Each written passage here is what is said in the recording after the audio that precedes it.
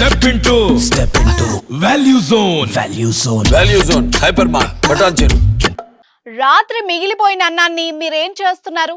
ఏముంది, ఇంట్లో పెంచుకునే పెట్స్ కు పెడతారు, లేదంటే ఇంటి బయట ఉండే ఆవుకో గేదెకో పడేస్తారు. కానీ ఇదే చెద్దన్నాన్ని అమెరికాలో వేలకు వేలు పెట్టి కొనుక్కొని పొద్దున్నే తింటున్నారని మీకు తెలుసా?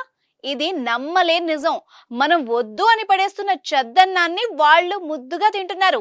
మనం పాచన్నం అని వెక్కిరిస్తుంటే వాళ్ళు అదే పరమాన్నం అని తినేస్తున్నారు. కానీ ఒకప్పుడు ఇదే చెద్దన్నం మనకు కూడా పరమాన్నమే.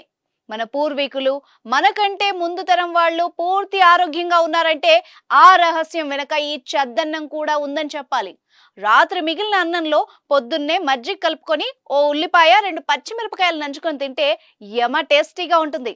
అయితే ఇది టేస్టుకు మాత్రమే పరిమితం కాదు, ఇది పూర్తిగా ఆరోగ్యవంతమైంది. మనిషిలో రోగ నిరోధక శక్తిని భయంకరంగా పెంచుతుంది. అలాంటి చెద్దన్నాన్ని వదిలేసి మనం ఇడ్లీలు, దోశలు, వడలకు అలవాటు పడిపోయాం. నిన్నటి రైస్ చీ డర్టీ అని చీకొడుతున్నాం. కానీ మనం మర్చిపోయిన ఈ చెద్దన్నం విలువను అమెరికా వాడు గుర్తించాడు. కరోనాతో అమెరికా అతలాకుతలమైంది. కరోనా బాధితులకు రోగ నిరోధక శక్తి బోలెడంత అవసరమైంది. అప్పుడు వాళ్లకు కనిపించిన ఆప్షన్ మనం వదిలేసిన చెద్దన్నం. ఆ చెద్ది అన్నాన్నే వాళ్ళు అమృతంగా భావిస్తున్నారు, కడుపారా ఆరగిస్తున్నారు. అమెరికాలో ఆన్లైన్ ఫుడ్ డెలివరీ యాప్స్ లో ఈ చెద్దన్నానికి యమ గిరాకీ ఉందని తెలుస్తోంది. ఎక్కువ మంది ఈ చెద్దన్నాన్ని ఆర్డర్ చేసి పొద్దున్నే టిఫిన్ కింద తినేస్తున్నారు.